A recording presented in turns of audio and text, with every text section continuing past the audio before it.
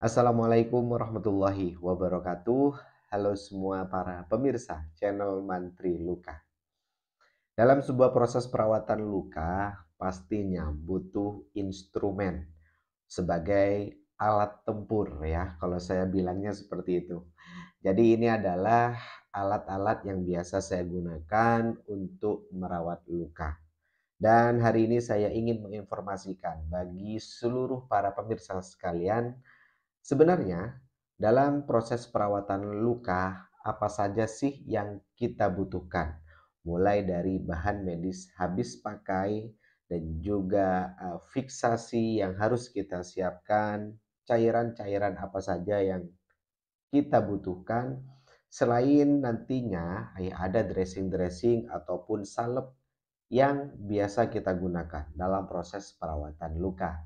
Dan di hari ini saya akan memperkenalkan satu persatu alat ataupun instrumen yang harus kita bawa ataupun yang harus kita siapkan dalam proses untuk merawat luka. Dan ini ya mungkin dari rekan sejawat para perawat praktisi perawatan luka ya juga akan mempersiapkan ini. Dan bagi para pemirsa yang mungkin merawat lukanya secara mandiri, silahkan simak video ini sampai akhir agar nantinya mungkin ada salah satu alat yang belum ada ya saat proses perawatan luka. Oke, kita langsung saja mulai. Kita mulai dari bahan medis habis pakai. Oke, dan satu hal yang harus kita persiapkan terlebih dahulu adalah APD, alat pelindung diri, yaitu salah satunya adalah ini, yaitu handscoon ataupun sarung tangan. Silakan bagi para pemirsa ataupun rekan sejawat pastinya harus membawa handscoon. Untuk apa? Untuk nantinya melindungi tangan kita ya dari kontaminasi bakteri ya. Silakan mau menggunakan handscoon yang biasa silakan ataupun menggunakan handscoon steril silakan. Bisa keduanya dipakai ya. Jadi silakan siapkan handscoon. Jangan sampai merawat luka dengan tangan terbuka seperti ini. Oke. Selanjutnya adalah yaitu kasa ya. Jadi kasa ini kita gunakan nantinya untuk proses perawatan luka ya, untuk perawatan luka di mana kasa seperti ini yang biasa kita pakai ya, kasa box seperti ini ataupun kita buat kasa sendiri seperti ini. Ini adalah biasa kita pakai di pedicure, tapi juga ada yang kita gunakan dalam bentuk pouches yang sudah disteril. Ya, jadi menggunakan kasa steril dalam proses perawatan luka. Oke. Selanjutnya ada ini hand sanitizer ya. Silakan boleh harus kita bawa ya, untuk apa? Untuk nantinya mencegah dan juga menjaga kesterilan, mencegah kontaminasi bakteri, kita boleh menggunakan hand sanitizer. Selanjutnya ada cairan pencuci luka pastinya ya. Ini ada NaCl yang biasa kita gunakan untuk mencuci luka ya di awal. Untuk apa? Untuk membuang kotoran, membuang bekas salep, ya, membuang cairan-cairan luka yang kotor, kita gunakan NaCl ataupun menggunakan air mineral steril boleh. Asalkan air mineral steril tadi masih tersegel. Ya, seperti itu. Selanjutnya, ini ada antiseptik ya. Seperti biasa ini, antiseptik kita juga bawa ya untuk apa? Untuk lebih efektif lagi untuk mengurangi bakteri ya, mencegah infeksi dan juga nantinya kita lakukan setelah menggunakan NaCl, keringkan lalu gunakan antiseptik. Ini harus kita bawa ya. Mas kalau boleh bawa satu saja boleh, boleh silakan. Boleh membawa NaCl saja ataupun membawa antiseptik saja ya. Oke.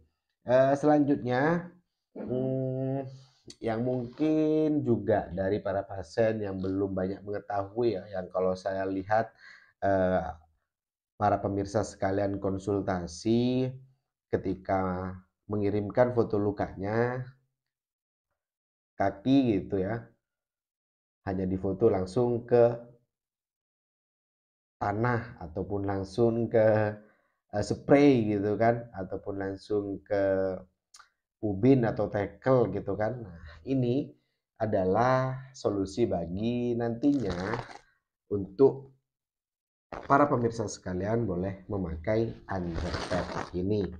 Jadi underpad ini fungsinya nantinya untuk sebagai alas ya, untuk kaki kita, tangan kita saat pasien merawat luka.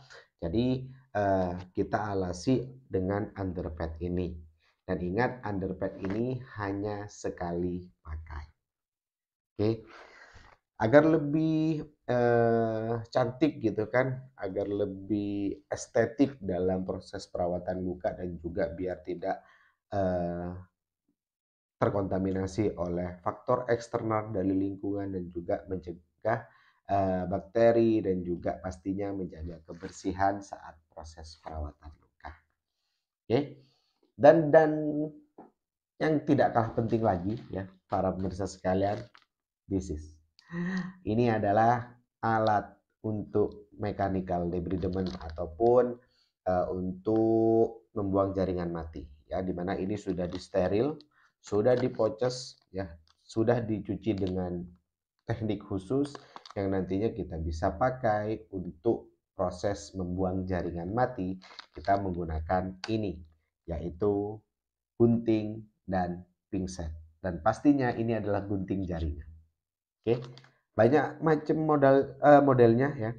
Ada yang ukuran kecil, ada yang pingset anatomis, maupun ada yang pingset chirurgis ya. Tapi saya lebih suka memakai pingset anatomis ini. Dan juga ini kebetulan saya bawa dari Pedicure dan mendapatkan gunting yang besar. Kalau saya pribadi lebih suka gunting yang kecil tapi yang bengkok ya. Sangat enak sekali saat kita gunakan dalam proses debridement. Oke, itu alat yang perlu kita bawa. Selanjutnya, tidak kalah penting lagi ya, untuk finishing biasanya kita membutuhkan perban ataupun kasagulung ya. Ini silakan dibawa ya, karena apakah nantinya takutnya nanti kita harus memfiksasi luka ya, ataupun membalut lukanya menggunakan perban ini ya, silakan boleh dipakai. Ataupun ya kita menggunakan plester ya. Ini juga harus ya, jangan sampai tertinggal, ini vital sekali ya, yaitu plester ini ya. Saya tidak mau menyebutkan merek ya.